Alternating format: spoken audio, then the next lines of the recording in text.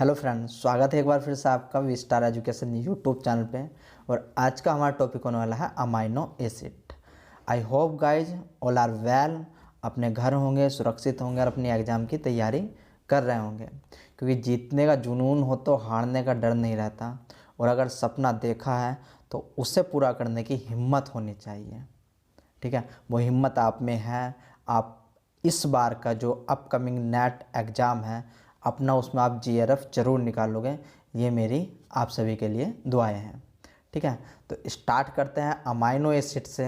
हम आज amino acid का बेसिक पढ़ने वाले हैं। अमाइनो एसिड की आपकी 2 क्लास रहने वाली है।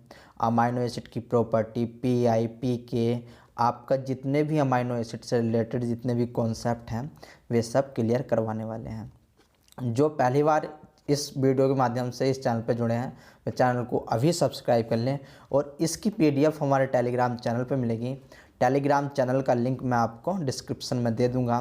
इसके साथ साथ हमारा एक व्हाट्सअप ग्रुप भी है, उस व्हाट्सअप ग्रुप का लिंक भी मैं आपको अपने डिस्क्रिप्शन बॉक्स में दे दूंगा। तो गाइज स्टार्ट करते हैं अमाइनो एसिड से और थोड़ा पढ़ लेते हैं अमाइनो एसिड के बारे में। देखो, अमाइनो एसिड अगर आप इस क्लास को मिस करते हो तो ना तो आपका आगे प्रोटीन समझ में आने वाली है, ना ही आपका एंजाइम समझ में आने वाला है, ना ही आपके न्यूक्लिक एसिड समझने वाला है, क्योंकि अमाइनो एसिड बेसिक होता है इन सब के लिए। ठीक है ना, तो आज हम वही पढ़ने वाले हैं। तो देखो, ये आपका एक अमाइनो एसिड का स्ट्रक्चर है। जैसे कि इसका नाम बता रहा है अमाइनो एसिड, यानी कि 2 शब्दों से मिलकर बना हुआ होता है। लिखने की कोशिश मत करना, सब कुछ आपको इस पीडीएफ में मिल जाएगा। मैं जो जो बोल रहा हूँ एक एक चीज़ आपको पीडीएफ में मिल जाएगी। ठीक है, तो जो आपका अमाइनो एसिड होता है वो 2 शब्दों से मिलकर बना हुआ होता है। ठीक है, एक होता है आपका अमाइनो, एक होता है आपका एसिड। यानी कि एक आपका अमाइनो ग्रुप होता है और एक में होता है आपका कार्बोक्सिलिक एसिड ग्रुप। ठीक है ना, तो अमाइनो ग्रुप से आपका अमाइनो लिया है और कार्बोक्सिलिक एसिड ग्रुप से आपका एसिड लिया गया है। दोनों को मिला करके आपका बोल दिया गया है कि अमाइनो एसिड। ठीक है, ये आपका कार्बोक्सिलिक ग्रुप है, बट इसको कार्बोक्सिलिक एसिड के नाम से भी जाना जाता है। ठीक है, तो आप इस बात को याद रखना। ये सब्स्टिट्यूट है मेथेन जैसा। ठीक है, मेथेन जैसा क्यों कहा? क्योंकि देखो CH4, जब आप CH4 देखोगे, आगे स्ट्रक्चर रखी है मैंने, जब आप CH4 देखोगे तो कार्बन के चारों तरफ आपके जो है बॉन्ड होते हैं। ठीक है, कार्बन को अपनी वैलेंसी पूरी करनी होती है, इसलिए कार्बन अपने चारों ओर बॉन्ड बनाता है, यानी कि 4 बॉन्ड बनाता है। इसलिए जो ये किसके जैसा है? मेथेन के जैसा। ठीक है, तो आप इस बात को याद रखना। देखो, थोड़ा इसके स्ट्रक्चर के बारे में देखते हैं। ये आपका कार्बन है बीच में। ठीक है, अब इसमें 4 बॉन्ड बनाएगा। ये 4 बॉन्ड किस किस से बनाएगा? एक बनाएगा आपका अमाइनो एसिड से, दूसरा बनाएगा आपका कार्बोक्सिलिक ग्रुप से, तीसरा बनाएगा आपका हाइड्रोजन बॉन्ड से। ठीक है ना, और आप जितने भी अमाइनो एसिड देखते हो उन 3 में ये सेम होने वाला है। ठीक है, ये 3 कभी नहीं बदलते, यानी कि आपका अमाइनो एसिड भी प्रेजेंट रहेगा, कार्बोक्सिलिक ग्रुप भी प्रेजेंट रहेगा और हाइड्रोजन ग्रुप भी प्रेजेंट रहेगा। इसमें जो बदलता है, डिफरेंट अमाइनो एसिड पढ़ते हो आप, तो उसमें केवल बदलता है आपका आर। ठीक है ना, इसको साइड चेन के नाम से भी जाना जाता है। आर की जगह कोई भी ऑर्गेनिक सब्सटेंस आ सकता है, कोई भी सब्सटीट्यूट आ सकता है। ठीक है ना, वो कार्बन और कार्बोहाइड्रेट हो सकता है, एलिफेटिक हो सकता है। क्या होता है एलिफेटिक, क्या होता है कार्बन हाइड्रोजन? ठीक है ना, तो अगर आपको पता है तो अच्छी बात है, नहीं तो थोड़ा अपना बेसिक क्लियर करिए। ठीक है, एलिफेटिक पता होना चाहिए आपको। एरोमेटिक ग्रुप कौन से होते हैं, एलोफेटिक कौन से होते हैं, एल्डिहाइड ग्रुप कौन से होते हैं, कीटोन ग्रुप कौन से होते हैं, इसके साथ साथ कार्बोक्सिलिक ग्रुप कौन से होते हैं आपके आपके ये सब आपको पता होने चाहिए। ठीक है, फॉस्फेट ग्रुप क्या होता है? तो इन अगर आपको नहीं पता तो आप कमेंट कर सकते हो, मैं एक वीडियो इसके ऊपर बना सकता हूँ। ठीक है, आपका ऑलमोस्ट 7 से 8 मिनट लगेंगे मुझे बताने में आपको, जितने भी आपके ग्रुप होते हैं बायोलॉजी में उसका क्या क्या फंक्शन होते हैं। ठीक है, तो आप मुझे कमेंट कर सकते हैं अगर आपको नहीं पता है तो। ठीक है, तो अब एक बार दोबारा से समझो इस सबको। ये एक अमाइनो एसिड का स्ट्रक्चर है आपका, कोई सा भी एक जर्नल हमने स्ट्रक्चर रखा हुआ है यहाँ पर, ये जर्नल स्ट्रक्चर है आपका। ठीक है ना, डिफरेंट टाइप के आप स्ट्रक्चर देखते होंगे। यहाँ पर NH3 देखते होंगे, यहाँ पर C डबल बॉन्ड और आता है। ठीक है ना, तो वो आपकी डिफरेंट स्ट्रक्चर हो सकती है, लेकिन ये स्ट्रक्चर आपकी एक जर्नल स्ट्रक्चर है, ठीक है ना। क्यों मैं इसको जर्नल स्ट्रक्चर कह रहा हूँ, प्रोटोनेशन स्ट्रक्चर कौन सी होती है, डी प्रोटोनेशन स्ट्रक्चर कौन सी होती है, हम आगे बात करेंगे और कब वो बनती है, ठीक है। तो देखो ये आपकी एक जर्नल स्ट्रक्चर है, कार्बन के ऊपर आपके 4 बॉन्ड बनते हैं, एक तरफ से वो अमाइनो एसिड से जुड़ा हुआ होता है, दूसरी तरफ से वो कार्बोक्जिलिक ग्रुप से जुड़ा हुआ होता है, इसलिए इन दोनों का नाम मिला करके अमाइनो एसिड रखा गया है। एक तरफ फिर वो जो थर्ड साइड होती है उसका हाइड्रोजन बॉन्ड से जुड़ा हुआ होता है। और आपके कितने भी अमाइनो एसिड हो, ये तीनों उनमें कभी नहीं बदलते, यानी कि आपका अमाइनो ग्रुप भी पाया जाता है, कार्बोक्जिलिक ग्रुप भी पाया जाता है और हाइड्रोजन ग्रुप भी पाया जाता है। तो आपका जो डिफरेंट टाइप के अमाइनो एसिड होते हैं वे on the basis of R side, ठीक है, आर साइड के बेसिस पे ही आपके डिफरेंट टाइप के अमाइनो एसिड होते हैं, ठीक है। इतना समझ में आ गया, वेरी गुड। देखो R22 पहले 20 अमाइनो एसिड थे, अब 22 अमाइनो एसिड हैं, आप इस बात को याद रखना। 2 अमाइनो एसिड बढ़े, कौन कौन से बढ़े हम आगे बात करेंगे।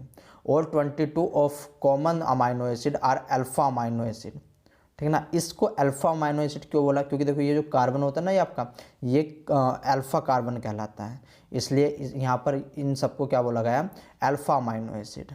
तो इस बात को याद रखना, ठीक है। They have a carboxylic group आपका urea and an amino group आपका urea bounded to the same carbon atom the alpha carbon, ठीक है। इस कार्बन एटम से ज्वाइंट होते हैं दोनों। They differ from each other in their side chain और आर ग्रुप, जो अमाइनो एसिड होता है वो आर ग्रुप के कारण चेंज होता है, ठीक है। Which very in structure, size, electrical charge and which influence of the solubility of amino acid in water. तो कहने का मतलब क्या है कि जितने भी डिफरेंट टाइप के अमाइनो एसिड होते हैं वे डिपेंड करते हैं आर, इस साइड चेन पे। हाइड्रोफोबिक हो सकते हैं, हाइड्रोफिलिक हो सकते हैं, पोलर हो सकते हैं, उसमें भी चार्ज हो सकते हैं, अनचार्ज हो सकते हैं, एसिड हो सकते हैं, बेसिक हो सकते हैं। सबकी बात करेंगे, सबके निमोनिक्स है, कौन से इसेंशियल है, कौन से नॉन इसेंशियल है, वे सब हम आज देखने वाले हैं। तो आज का लेक्चर हो सकता है थोड़ा लंबा जाए, बट हम आज बेसिक पढ़ने वाले हैं और ये बेसिक आपके लिए बहुत इंपॉर्टेंट होने वाला है, ठीक है ना। देखो सी डबल ओ एच ये होता है आपका एसिडिक नेचर का, जबकि NH2 आपका बेसिक नेचर का, यानी कार्बोक्जिलिक जो ग्रुप होता है आपका वो एसिडिक नेचर का होता है और आपका अमाइनो एसिड जो होता है वो बेसिक नेचर का होता है। तो आई होप गाइज आपको अभी ये पता लग गया होगा कि जनरल स्ट्रक्चर है। अब थोड़ा इसके आगे बढ़ते हैं और देख लेते हैं, ठीक है। देखो ये आपका अमाइनो एसिड है। अब आपको इसमें 2 प्रकार की स्ट्रक्चर चमक रही होगी, एक तो ये जर्नल स्ट्रक्चर है आपके, मैंने इसके बारे में आपको ऑलरेडी बहुत कुछ बता दिया है। ये सी अल्फ़ा कहलाता है, सी अल्फ़ा कहलाने के कारण इस सबको अल्फ़ा अमाइनो एसिड के नाम से जाना जाता है, एक्सेप्ट 1। वो एक्सेप्ट 1 कौन सा होता है आगे हम बात करेंगे।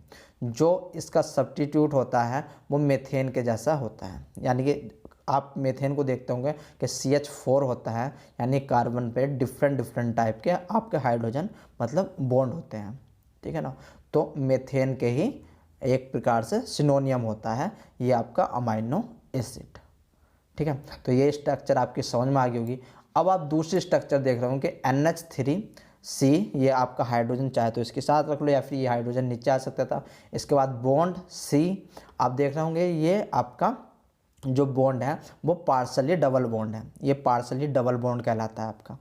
अगर सिंगल बॉन्ड होता देन ठीक है, डबल बॉन्ड ये रहा आपका, सिंगल बॉन्ड ये रहा आपका, बट ये कहलाता है आपका पार्सली डबल बॉन्ड।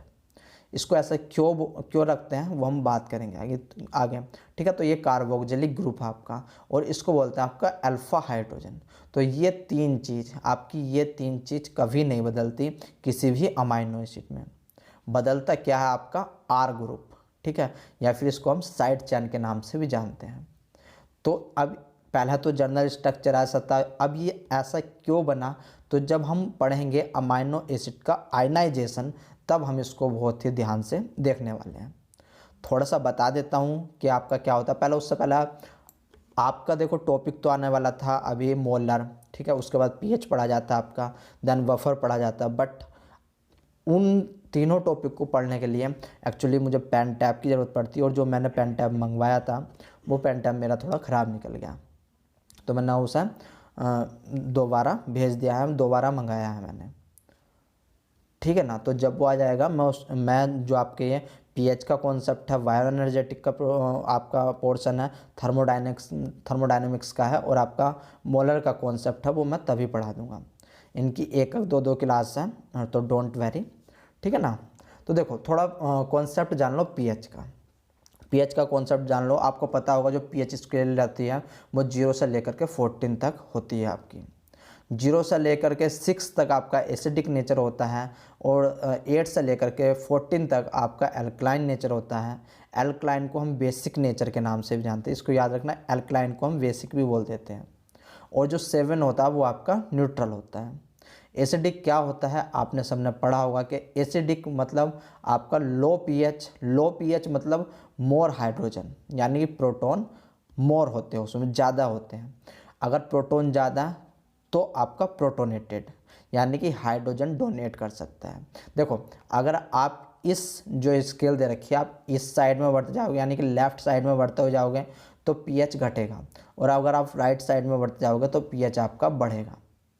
तो पीएच जितना लेस हाइड्रोजन के नंबर उतने ज़्यादा, यानी कि हाइड्रोजन एटम आपको उतने ज़्यादा मिलेंगे। तो जिसके पास ज़्यादा होंगे वही तो डोनेट कर सकता है, सीधी सी बात है। तो ये आपका कहलाता है प्रोटोनेटेड, ठीक है ना। तो आप अब इसको नहीं भूलना। अब एल्कलाइन या फिर बेसिक क्या होता है, इसके पास जितना आप राइट साइड में बढ़ते जाओगे तो आपके हाइड्रोजन की संख्या में कमी आती जाएगी, यानी कि आपके यहाँ पर डीप्रोटोनेटेड कंडीशन आ जाती है, ठीक है ना। तो ये हाइड्रोजन एक्सेप्ट करता है, डिप्रोटोनेशन कंडीशन आ जाती है, हाइड्रोजन को एक्सेप्ट करता है। तो ये सब प्रॉपर्टी आपकी किस में होती है, एल्कलाइन में। इसके बाद क्या है कि न्यूट्रल जो होता है आपका, ना ही तो हाइड्रोजन डोनेट कर सकता है, ना ही आपका हाइड्रोजन एक्सेप्ट कर सकता है। इसका एग्जाम्पल, बेस्ट एग्जाम्पल इसका वाटर है, ठीक है ना। तो ये बात आप याद रखना। इसके बाद थोड़ा आगे चलते हैं। देखो अब क्या होता है कि ये एक बेसिक मैंने आपको केवल समझाने के लिए रखा है, इसको हम बहुत डिटेल में आगे पढ़ने वाले हैं। ये आयनाइजेशन प्रॉपर्टी है अमाइनो एसिड की। तो क्या होता है, जब आपका लो पीएच होता है तब कैटायन होता है, जब आपका पीएच न्यूट्रल होता है तब ड्यूटेरॉन बनते हैं, और तब जब आपका पीएच हाई होता है तब अनायन कंडीशन होती है। ड्यूटर आयन को आपका आइसोइलेक्ट्रिकल पीएच के नाम से भी जाना जाता है। तो होता क्या है वो देखिए। मान लो ये कोई आपका जर्नल, इसको हम क्या बोलते हैं, न्यूट्रल पीएच पे आपका एक जर्नल अमाइनो एसिड रखा हुआ है, ठीक है। इससे न्यूट्रल क्यों बोला, तो देखो यहाँ पर कार्बोक्जिलिक ग्रुप में जो हाइड्रोजन होता है वो अपना हाइड्रोजन डोनेट कर देता है, जबकि यहाँ पर जो अमाइनो ग्रुप होता है बेसिक कंडीशन का रहता है।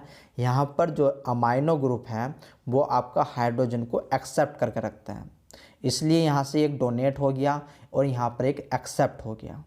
तो ये आपका न्यूट्रल पीएच होता है, ठीक है ना। इस न्यूट्रल पीएच को ही बोल देते हैं आपका ड्यूटर आयन। पढ़ेंगे हम आगे क्या डेफिनेशन है, प्रॉपर डेफिनेशन क्या है, मैंने खाली आपको समझाने के लिए रखा है, ठीक है ना। इसको आपका आइसोइलेक्ट्रिकल पीएच के नाम से जाना जाता है। अब जब यहाँ से हम पीएच घटाएंगे, या तो हम पीएच घटा सकते हैं या फिर पीएच बढ़ा सकते हैं। तो मान लो हमने पीएच को घटाया, पीएच जैसे घटाएंगे तो आपका हाइड्रोजन आयन बढ़ेगा। मैंने आपको बताया था अभी पिछली स्लाइड में कि अगर आपका पीएच लो होगा तो हाइड्रोजन मोर होंगे, यानी कि आपके हाइड्रोजन एटम ज़्यादा होंगे, ठीक है ना। और अगर आपका पीएच आपका ज़्यादा होगा तो हाइड्रोजन आयन कम होंगे। तो देखो ये आपका नॉर्मल न्यूट्रल आपका अमाइनो एसिड था। तो जब हमने इसमें पीएच घटाया तो हमारा हाइड्रोजन इसमें ऐड हो जाएगा, क्योंकि अगर आप लो पीएच रखोगे तो आपका हाइड्रोजन ज़्यादा होंगे, ठीक है। ये अभी मैंने आपको बताया था कि अगर आपका एसिडिक होगा तो मोर हाइड्रोजन होंगे। ये स्लाइड मैंने आपको यही समझाने के लिए रखी थी, ठीक है। तो अब आपके समझ में आया होगा। तो देखो यहाँ पर क्या होगा कि जो हमारा कार्बोक्जिलिक ग्रुप से हाइड्रोजन गया था वो हाइड्रोजन हमारा वापसी आ जाता है। और याद रखना सबसे पहले जब आपका हाइड्रोजन जाएगा या फिर हाइड्रोजन आएगा तो वो इस कार्बोक्जिलिक ग्रुप पे आएगा। देन आपका नाइट्रोजन से छिड़का जो आपका अमीनो ग्रुप होता है वहाँ से आपका हाइड्रोजन या तो डोनेट होता है या फिर एक्सेप्ट होता है। तो यहाँ पर कहाँ पर ज्वाइंट हो गया आपका कार्बोक्जिलिक ग्रुप में, ठीक है ना। तो ये फॉर्म आपकी जो बन गई है इसको बोलते हैं कैटायन। कैटायन में क्या होता है आपने पढ़ा होगा, कैटायन वहाँ पर यूज करते हैं जब हाइड्रोजन मोर हो, तो उस कंडीशन को आपका कैटायन बोला जाता है। इसके बाद अगर यहाँ पर हम पीएच घटाएंगे, पीएच घटाने का मतलब है कि हम एक और हाइड्रोजन को उससे दूर कर रहे हैं, ठीक है ना, एक और हाइड्रोजन को उससे दूर कर रहे हैं। तो जब हमने इसमें हाइड्रोक्सी ग्रुप दिया यानी कि OH दिया और एक H यहाँ से निकलेगा, एक H देखो ये 3 था ना, एक H यहाँ से निकलेगा तो ये बन जाएगा वो आपका वाटर, 2 H हो जाएंगे, एक O हो जाएगा और ये हो जाएगा आपका H2O। H2O आपका बाहर चला जाएगा और ये जो बन जाएगा ये आपका बन जाएगा अनायन, ठीक है ना। ये अब आपका बन जाएगा अनायन, यानी कि अब आपका जो स्ट्रक्चर हो गया वो C डबल बॉन्ड माइनस, ठीक है ना, CR, उसके बाद एक अमीनो ग्रुप से जुड़ा हुआ होता है, तो ये आपका कहलाता है अनायन, हाई पीएच पे। अभी कोई दिक्कत नहीं, नहीं समझ में आ रहा कोई दिक्कत नहीं है। जो बच्चे नए होंगे उनके तो समझ में खैर नहीं आ रहा होगा, मेरे समझ में भी नहीं आया था। वीडियो को एक बार देखो, 2 बार देखो, पहले कंप्लीट देखो उसके बाद दोबारा देखना, ठीक है ना। और ये बहुत इंपॉर्टेंट है, बहुत बेसिक है, ये बातें आपको पता होनी चाहिए। तो देखो इसके ये आपका एक जनरल स्ट्रक्चर है, जनरल स्ट्रक्चर फॉर्मूला, ठीक है ना, जो हमने यहाँ पर रखा है। और ये आपका ज्यूटर आयन है जहाँ पर आपका पीएच जो है न्यूट्रल है। ज्यूटर आयन जो होता है वहाँ पर बनता है किसी भी अमीनो ग्रुप में जहाँ पर आपका पीएच न्यूट्रल हो जाए, ठीक है ना। अलग अलग अमाइनो एसिड के लिए जो ज्यूटर आयन होते हैं वो अलग अलग पीएच पे, मतलब अलग अलग जगह पर बन सकते हैं, ठीक है। तो हम वो 1 बाय 1 देखने वाले हैं। आई होप गाइज आपको इसमें थोड़ा बहुत समझ में आया होगा, नहीं भी आया तो भी कोई प्रॉब्लम नहीं, क्योंकि जो हम इससे नेक्स्ट वाली क्लास करने वाले हैं वो बेसिकली हमारी इस पे ही रहेगी कि हम पीआई वैल्यू कैसे निकालें, पीके क्या होता है, हमारा अलग अलग पीएच पे किस प्रकार से अमाइनो एसिड हम निकाल सकते हैं, ठीक है ना। तो उस पर कॉन्सेप्ट आपका और भी ज़्यादा अच्छा रहेगा। ये मैंने इसलिए रख दिया कि आपका थोड़ा बहुत कॉन्सेप्ट बिल्डअप होएगा। और इस आज के लेक्चर की एक एक स्लाइड इम्पोर्टेंट है, इसकी तुरंत इस लेक्चर को देखने के बाद तुरंत इसकी आप जो है PDF डाउनलोड कर सकते हो टेलीग्राम चैनल से। टेलीग्राम चैनल का लिंक मैं डिस्क्रिप्शन में दे दूँगा, ठीक है। तो अब थोड़ा और आगे बढ़ते हैं, अब आते हैं मेन अमाइनो एसिड पे, ठीक है ना। तो आपको पता होगा कि 22 टाइप के अमाइनो एसिड होते हैं जो प्रोटीन की सिंथेसिस करते हैं। बाकी के इसके जो प्रोटीन की सिंथेसिस नहीं करते अमाइनो एसिड वो नॉन स्टैंडर्ड अमाइनो एसिड कहलाते हैं, जबकि जो आपकी प्रोटीन की सिंथेसिस, जो अमाइनो एसिड प्रोटीन की सिंथेसिस करते हैं उनको स्टैंडर्ड अमाइनो एसिड के नाम से जाना जाता है। और उनकी संख्या 22 होती है, यानी कि 22 होती है, ठीक है। और जो अमाइनो एसिड प्रोटीन की सिंथेसिस नहीं करते उनको नॉन स्टैंडर्ड अमाइनो एसिड के नाम से जाना जाता है। तो ये बात आप याद रखना। ये आपके 20 टाइप के अमाइनो एसिड है। जो आपके 2 और अमाइनो एसिड होते हैं भी मैंने आगे लिख रखे हैं। सेलेनोसिस्टीन होता है एक आपका पायरोलाइसिन होता है, ठीक है ना। तो उनकी प्रॉपर्टी मैं आपको आगे बताऊंगा। अब इसमें आपको याद क्या करना है, अब इसमें आपको याद करना, देखो ये 3 लेटर है और इसके 1 लेटर, तो आपको 3 लेटर भी, जैसे कि आपका ग्लाइसिन है तो उसको जो 3 लेटर रिप्रेजेंटेशन है GLY ग्लाई, और सिंगल लेटर कोड आपका G है। अगर आपको पता है तो सही है, नहीं पता तो गाइज ये बहुत इंपॉर्टेंट होने वाला है। चाहे आप गेट का एग्ज़ाम दे रहे हो, चाहे आप CSIR का एग्ज़ाम दे रहे हो, अगर आपको सिंगल कोड लेटर नहीं पता तो समझ लो आप एग्ज़ाम नहीं क्लियर कर सकते, ठीक है ना। अगर आप ये सोचते हो कि नहीं मैं तो, मुझे सिंगल लेटर कोड करने की ज़रूरत ही नहीं है, बायोकेमिस्ट्री में छोड़ दूंगा, मैं कुछ और कर लूँगा, तो याद रखना ये आपका सेल बायोलॉजी, मोलिकुलर बायोलॉजी, जब हम जेनेटिक कोड पढ़ेंगे तब इसको आपको याद रखना पड़ेगा, ठीक है ना। इवन हम जब डेवलपमेंटल बायोलॉजी पढ़ेंगे तब भी हमारे एक काम में आने वाला है। तो आपको ये डायग्राम ज़रूर याद करना है। ग्लाइसिन को G से रिप्रेजेंट करते हैं, 3 लेटर कोड GLY होता है। एनालिन को A से रिप्रेजेंट करते हैं, ल्यूसिन को L से रिप्रेजेंट करते हैं। देखो ये जो इसका 3 लेटर कोड है ना, ये तो सिंपल है। ग्लाइसिन का ग्लाई आ गया, एलानिन का एल आ गया, ल्यूसिन का LU आ गया, मैथिनिन का मैट आ गया, फिनाइल एनालिन का PHE आ गया, ठीक है ना। बट बच्चे यहाँ पर भूल जाते हैं, जब इसका सिंगल लेटर कोड याद करने की बारी आती है ना, तो यहाँ पर मार खा जाते हैं। तो देखो बाकी 20 के 20 अमाइनो एसिड में जो आपका पहला लेटर होता है वही आपका सिंगल लेटर कोड होता है, एक्सेप्ट इनके WYFKQNDE। ये आपका W जो होता है वो ट्रिप्टोफैन होता है, Y टायरोसिन होता है, F फिनाइल एनालिन होता है, K आपका लाइसिन होता है, ठीक है। तो आपको इस प्रकार से याद करने हैं। Q आपका ग्लूटामीन होता है, जबकि N आपका एस्परजेनीन होता है, और D आपका एस्पार्टिक होता है, जबकि E आपका ग्लूटामिक एसिड होता है, ठीक है ना। तो आप यहाँ पर देख सकते हो, देखो सिंपल सी बात है, इसको आपको थोड़ा मतलब याद करना पड़ेगा, थोड़ा रटना पड़ेगा, ठीक है ना, क्योंकि ये ऐसा नहीं है कि इसके लिए मैं कोई कोड बना दूँ, इसके लिए कोई कोड नहीं हो सकता है, इसको आपको याद ही रखना पड़ेगा। तो आइए एक बार दोबारा से इसका रिवीजन करते हैं, थोड़ा अभी इस रिवीजन में हो जाएगा। ग्लाइसिन को G से रिप्रेजेंट करते हैं, एलेनिन को A से रिप्रेजेंट करते हैं, ल्यूसिन को L से करते हैं, मिथ्योनिन को M से करते हैं। तो यहाँ तक कोई दिक्कत नहीं है। फिनाइल एनालिन, फिनाइल यानी कि F से ही आपका प्रोनाउंसिएशन आपका इसमें जा रहा है। फिनाइल एलानिन का आपका F से ही जो आपका प्रोनाउंसिएशन है वो निकल रहा है। तो आप फिनाइल एनालिन को भी याद रख सकते हो। ट्रिप्टोफैन को आपको W से रिप्रेजेंट किया जाता है, ठीक है ना। ट्रिप्टोफैन को आपको W से रिप्रेजेंट किया जाता है। लाइसिन को K से रिप्रेजेंट किया जाता है। ग्लूटामाइन को Q से रिप्रेजेंट किया जाता है, जबकि आपके ग्लूटामिक एसिड को E से रिप्रेजेंट किया जाता है, ठीक है। सेरिन को S से रिप्रेजेंट किया जाता है। देखो जो ग्लूटामिक होता है, ग्लूटामिक एसिड, उसको E से रिप्रेजेंट किया जाता है, और जो आपका एस्पार्टिक एसिड होता है उसको D से रिप्रेजेंट किया जाता है। ये दोनों ही आपके कैसे अमाइनो एसिड हैं, तो ये दोनों ही आपकी एसिडिक नेचर के अमाइनो एसिड हैं। आगे हम देखेंगे, लिख रखा है मैंने सबको, ठीक है ना, मैं भी आपको याद करने के लिए बता रहा था। और इन दोनों जैसे ग्लूटामिक्स आपका ग्लूटामाइन ड्राइव होता है, यानी कि ग्लूटामिक एसिड से आपका ग्लूटामाइन जो है वो बनता है, और जबकि जो आपका एस्पार्टिक एसिड होता है उससे आपका एस्पराजीन आपका बनता है, ठीक है ना। एस्पार्टिक एसिड से आपका एस्पराजीन बनता है। यहाँ पर आप देखो जब ग्लूटामाइन है तो उसको कहा है GLN बोला गया है ग्लूटामाइन को, जबकि आपका जो एस्पराजीन था उसको ASN के नाम से जाना जाता है, ठीक है ना।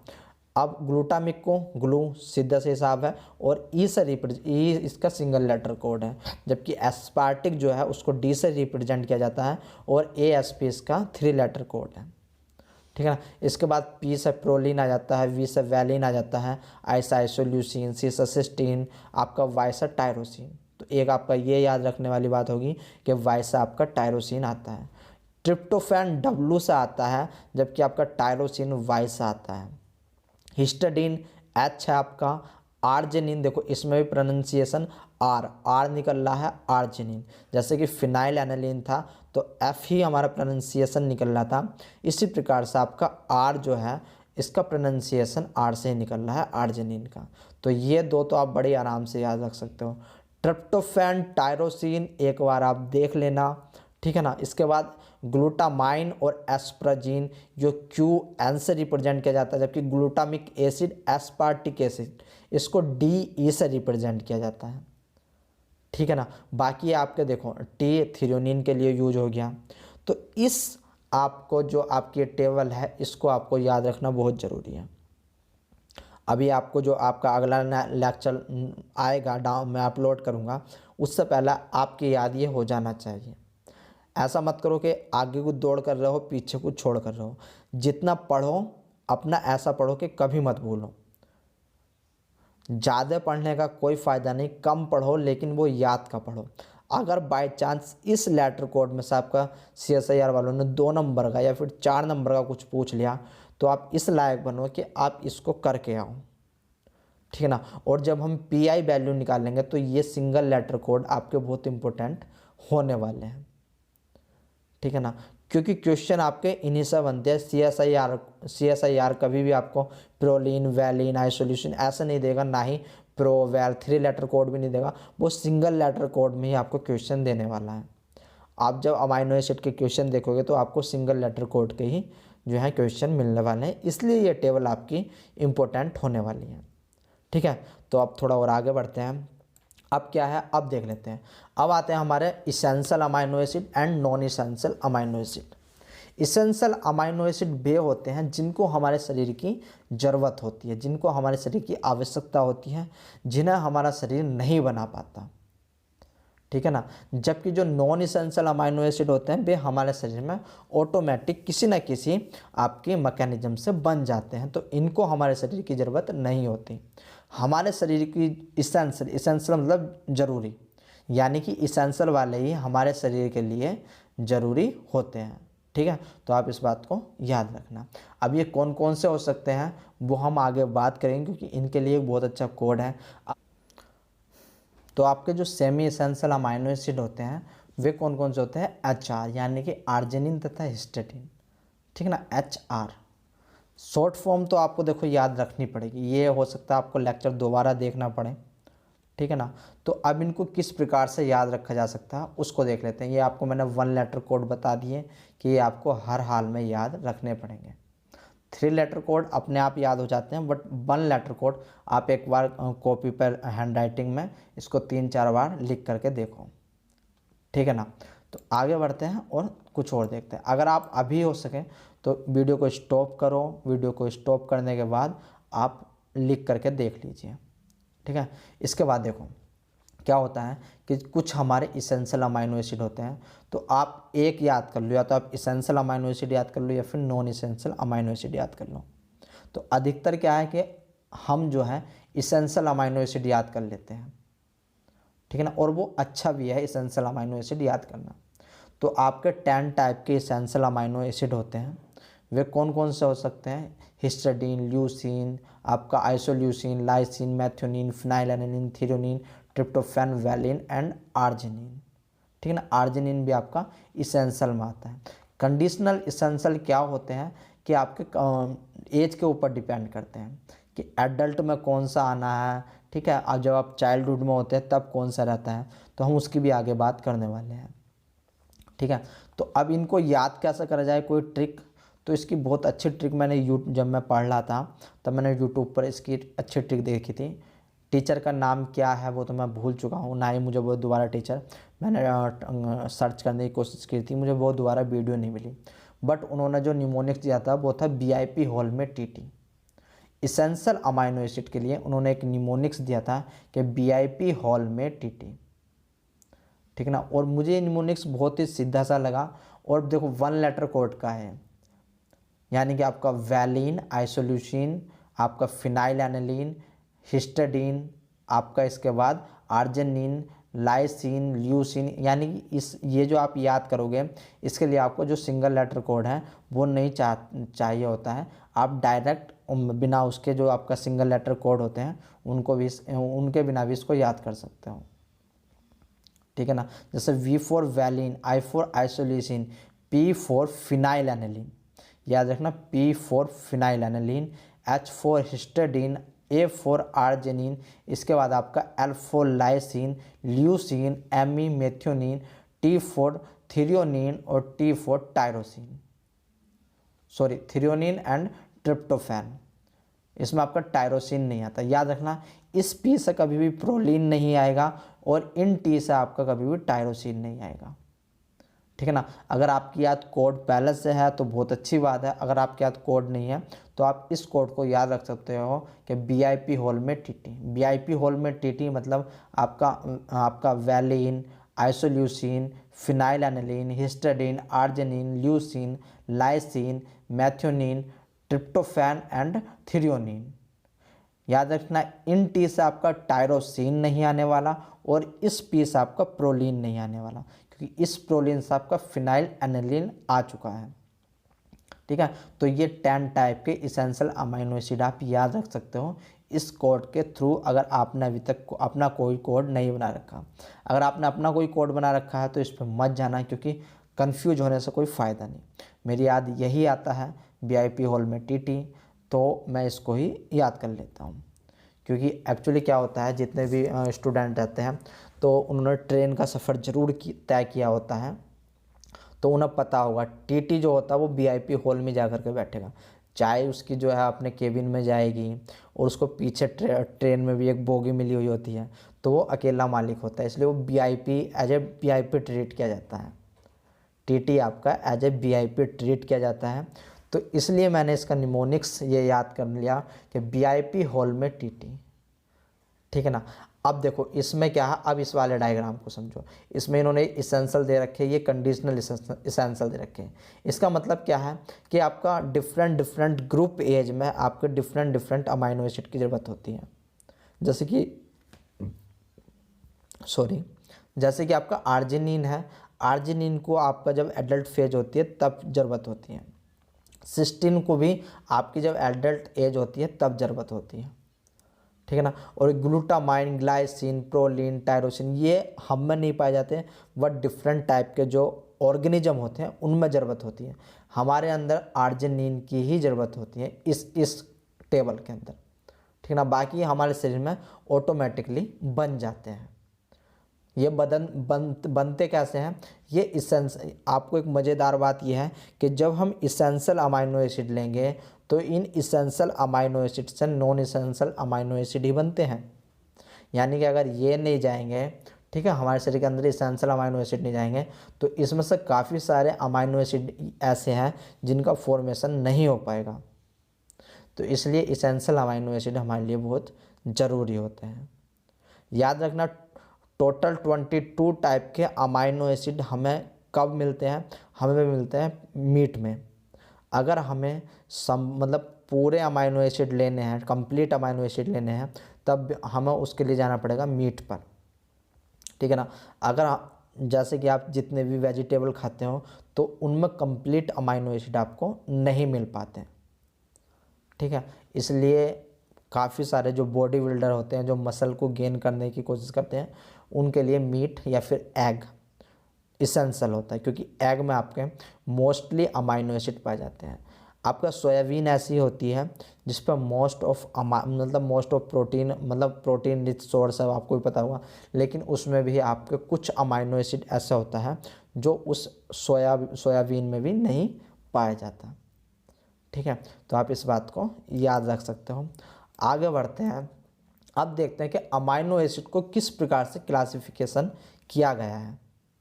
तो अमाइनो एसिड को वैसे तो देखो ऑन द वे काफ़ी सारे बेसिस हो सकते हैं जिनके बेस पर अमाइनो एसिड को क्लासीफाई किया जा चुका है। इसको समझने से पहले हम थोड़े दूसरे डायग्राम पे जाते हैं जो हमें समझने में थोड़ा इजी रहेगा, ठीक है। तो ये मेरे द्वारा बनाया गया एक चार्ट है, तो मैंने मतलब जो अपने नोट्स बनाए थे वो इसी के थ्रू बना रखे हैं। तो अमाइनो एसिड को काफ़ी सारे बेसिस के ऊपर डिपेंड मतलब जो है क्लासीफाई किया जा सकता है on the basis of occurrences के बेस पे हम दो भागों में बांट सकते हैं, एक स्टैंडर्ड, एक नॉन स्टैंडर्ड। स्टैंडर्ड वे होते हैं जो आपका प्रोटीन सिंथेसिस में हेल्प करते हैं और वे आपके 22 टाइप के होते हैं और ये कॉमन अमाइनो एसिड के नाम से भी जाने जाते हैं, ठीक है ना। इसके बाद आपके नॉन स्टैंडर्ड अमाइनो एसिड जो होते हैं वे ऐसे होते हैं जो प्रोटीन सिंथेसिस में हेल्प नहीं करते, बट किसी ना किसी तरीके से प्रोटीन के, चाहे तो प्रोटीन का फंक्शन हो या फिर प्रोटीन का फॉर्मेशन हो, उसमें इनडायरेक्टली रूप में अपना सहयोग प्रदान करते हैं, ठीक है ना। और ये मोर देन 600 अमाइनो एसिड हो सकते हैं। इनको ये आपके अनकॉमन के नाम से भी जाने जाते हैं, non standard, uncommon amino acid, ठीक है ना, इन सब के नाम से भी जाना जाता है। इसके बाद on the basis of R group, जो आपका मैंने दिखाया था ना कि आर ग्रुप, उसके बेस पे, तो आर ग्रुप आपका एलिफैटिक हो सकता है, एरोमेटिक हो सकता है या फिर हाइड्रोक्सी कंटेन भी हो सकता है, ठीक है ना। तो जो आपका एलिफैटिक हो सकता है उसमें जो है आपके glycine, alanine, valine, leucine, isoleucine और आपके मेथियोनिन और आपके फिनाइल एनालिन, ठीक है ना। तो आप इसको याद रखने के लिए इसका जो न्यूमोनिक्स है वो गैवली एमपी है, तो गैवली एमपी के नाम से आप इसको याद रख सकते हो। इसके बाद एरोमेटिक आता है आपका। एरोमेटिक क्या होता है, देखो एलिफैटिक आपकी एक चैन लाइक होती है, ठीक है। एरोमेटिक आपकी जो भी आपका देखता हूँ कि एक सर्कल रूप से, यानी वो बेंजीन की रिंग हो सकती है आपकी, या फिर आपकी जो है वो कोई भी सर्कल टाइप का हो सकता है। आप अगर आपको एलिफैटिक एरोमेटिक नहीं आता तो आप मुझे बता सकते हो, मैं एक वीडियो इसके ऊपर भी बना दूंगा, ठीक है ना। बट अभी मैं ये मान के चल रहा हूँ कि आपको एलिफैटिक एरोमेटिक का पता है कि एलिफैटिक क्या होते हैं, एरोमेटिक क्या होते हैं। तो जो एरोमेटिक आते हैं, एरोमेटिक में आपके 3 आते हैं, WYF यानी कि tryptophan, tyrosine and phenyl aniline. Sorry आपका प्रोलीन था, ठीक है ना, MP में आपका ये प्रोलीन था। आगे मैंने लिख रखे हैं कि किस में क्या था, तो अभी आप ज़रूरत नहीं है आपको, ठीक है ना। तो आपका ये गैबली MP, एलिफैटिक में आपका गैबली MP, और इसके बाद एरोमेटिक में आपका वाइफ, वाइफ मतलब W मतलब ट्रिप्टोफैन, Y मतलब टायरोसिन, F मतलब फिनाइल एनालिन। देन आपका हाइड्रोक्सी कंटेन यानी कि OH कंटेन ग्रुप जो होता है वे, इसमें आपका सेरीन, थ्रियोनिन तथा टायरोसिन। याद रखना सेरीन और थ्रियोनिन ये फास्फोराइलेशन में भी हेल्प करते हैं। क्या होता है फास्फोराइलेशन, पता है तो बहुत अच्छी बात है, नहीं तो गूगल पर सर्च कर सकते हो, या फिर जब हम फास्फोराइलेशन आगे पढ़ेंगे तब बताएंगे, ठीक है ना। तो ये टेबल भी देखो, इसमें जितने भी स्लाइड हैं वे स्लाइड इंपॉर्टेंट है और आपको पता होनी चाहिए किसी भी कंडीशन में। इसके बाद तीसरा आता है कि on the basis of requirement. अब रिक्वायरमेंट के बेस में अमाइनो एसिड को किस प्रकार से हमारा क्लासिफाइड किया गया है। तो एक तो इसेंशियल, इसेंशियल में मोस्टली आपके 8 अमाइनो एसिड आते हैं, वहाँ पर मैंने आपको 10 बताए थे, वैसे आते 10 ही हैं, बट आपके इसेंशियल में भी एक और कंडीशन आ जाती है सेमी इसेंशियल। तो सेमी इसेंशियल में आपके 2 अमाइनो एसिड आते हैं HR, यानी कि उन 10 अमाइनो एसिड में जो BIP होल में TT, ये जो आपका निमोनिक्स था, इसमें एक R को यहाँ पर क्या है कि R को हमने यहाँ पर डायरेक्ट A लिख दिया है, क्योंकि ये मेरा पुराना वाला निमोनिक्स था जिसमें मैंने इसेंशियल की बात कर रखी है। ये आपका 1 लेटर कोड वाला निमोनिक्स है। देखो कन्फ्यूज मत होना, कन्फ्यूज होने की कोई गुंजाइश ही नहीं है। तो ये मैंने मतलब जो आपका इससे सिंगल लेटर कोड से कोई मतलब ही नहीं है, जबकि ये आपका सिंगल लेटर कोड का है। इसको छोड़ के, इस BIP होल में TT, इसको छोड़ के बाकी सब सिंगल लेटर कोड में ही लिखे गए हैं, ठीक है। इसलिए आपको कोड याद जरूर होना चाहिए सिंगल लेटर का। तो इसेंशियल में आपके BIP होल में TT, ठीक है। इसमें आप अगर पूछ लिया था, अगर आपसे अंदर डेप्थ में जाकर पूछ लिया कि सेमी इसेंशियल कौन से हैं, तो आप याद रखना HR, ठीक है ना। जिस प्रकार से कंपनी का आधा मालिक कौन होता है, HR होता है, उसी प्रकार से सेमी इसेंशियल अमाइनो एसिड आपके HR होते हैं, ठीक है ना। अगर आपने कभी कंपनी में जॉब की होगी या फिर सुना होगा कि HR होते हैं कंपनी में, तो कंपनी के आधे मालिक, एक प्रकार से आधे मालिक हो सकते हैं, मतलब गिना जाता है उनको, क्योंकि उनके पास ही सारा, चाहे वो अकाउंट का मटेरियल हो, चाहे मतलब किसी भी प्रकार का हो, तो HR ही देखभाल करता है, ठीक है ना। इसके बाद नॉन इसेंशियल में जो आपके बच गए हैं वे अमाइनो एसिड आते हैं, ठीक है। इसके बाद on the basis of nature के बेस पे कितने भागों में बांटा गया। एक होते हैं नॉन पोलर, ठीक है ना। नॉन पोलर मतलब हाइड्रोफोबिक, याद रख लेना, जो नॉन पोलर होते हैं वो हाइड्रोफोबिक कहलाते हैं, और पोलर वे होते हैं यानी कि हाइड्रोफिलिक। पोलर मतलब हाइड्रोफिलिक, नॉन पोलर मतलब हाइड्रोफोबिक। इस बात को आप लॉन्ग टर्म के लिए याद रखना। तो आपके जो नॉन पोलर होते हैं उस पर आपका MP गैबली WYF, F भी यहाँ पर आएगा, वाइफ भी आएगा, ठीक है। F लिखना मैं यहाँ पर भूल गया हूँ, तो इसको आप याद रखना MP गैबली वाइफ। यहाँ पर P जो है ये प्रोलीन ही है, ठीक है ना। तो आप इस बात को भी याद रख सकते हो, यानी कि methionine, proline, glycine, alanine, lysine, leucine, tryptophan, tyrosine and phenyl aniline, ठीक है। इसके बाद पोलर भी अब 2 प्रकार के हो सकते हैं, एक तो चार्ज हो सकते हैं, एक अनचार्ज हो सकते हैं। अब चार्ज में भी 2 प्रकार की कैटेगरी होती है, एक पॉजिटिव चार्ज की, एक निगेटिव चार्ज की। जो पॉजिटिव चार्ज की कैटेगरी होती है उसमें बेसिक अमाइनो एसिड आते हैं। बेसिक के एग्जाम्पल आपके हो सकते हैं HR के, ऋतिक रोशन नहीं है ये यहाँ पर, ये HR के हैं, यानी कि हिस्टडीन, आर्जिनिन, लाइसिन, ठीक है। इसके बाद आपका जो इनको बेसिक अमाइनो एसिड के नाम से भी, जो पॉजिटिव चार्ज के होते हैं इनको बेसिक अमाइनो एसिड के नाम से जाना जाता है, जबकि जो निगेटिव चार्ज के अमाइनो एसिड होते हैं उनको आपका एसिडिक अमाइनो एसिड के नाम से जाना जाता है। इसमें आपका ईडी आते हैं, ईद नहीं, एस्पार्टेट तथा ग्लूटामेट, ठीक है ना, एस्पार्टेट तथा ग्लूटामेट। तो आप इस बात को याद रख लेना।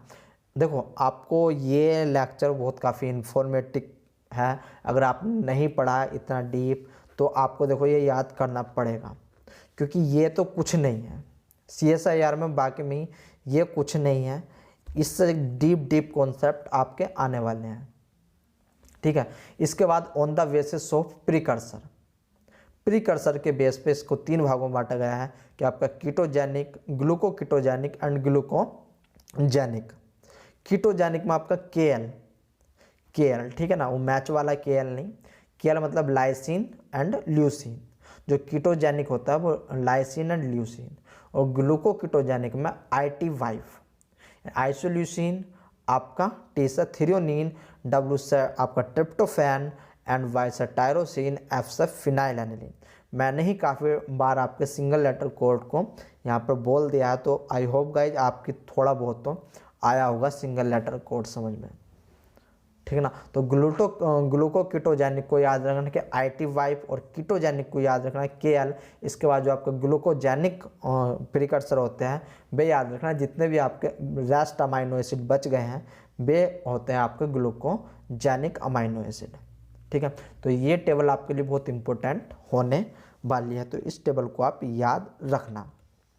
इसके बाद थोड़ा आगे चलते हैं और कुछ अब और देख लेते हैं कि देखो सबसे पहला तो स्मॉल अमाइनो एसिड, ठीक है। अमाइनो एसिड का क्लासिफिकेशन किया गया है, तो जो आपके स्मॉल अमाइनो एसिड होते हैं ग्लाइसिन तथा एलेनिन होते हैं।